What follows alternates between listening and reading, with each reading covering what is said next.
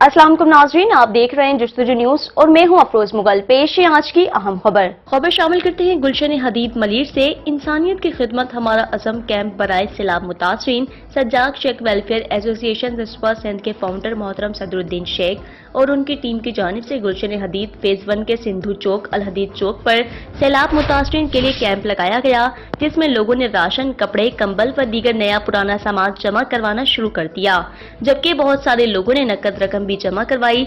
जबकि मुख्तलिफ सियासी, समाजी व सहाफी दोस्तों ने शिरकत करके यकजहती का इजहार किया।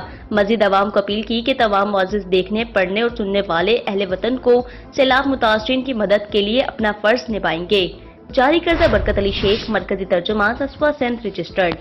ये थी अहम खबर। मजीद खबरों और अपडेट्स के लिए देखते रहिए जस्तुजू न्यूज। हमारे पेज को लाइक करें, सब्सक्राइब करें और कमेंट करें और बेल आइकन को प्रेस करें ताकि हर आने वाली नई वीडियोस आप तक पहुंच सके।